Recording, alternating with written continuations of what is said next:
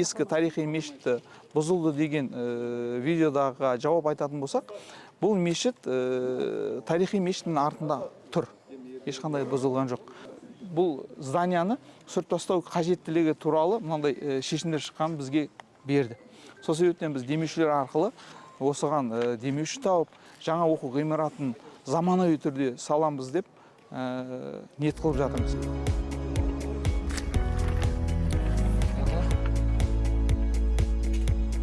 Тек қана мешіт кіреді екен, мәдени жаңа тізім, мұра тізіміне.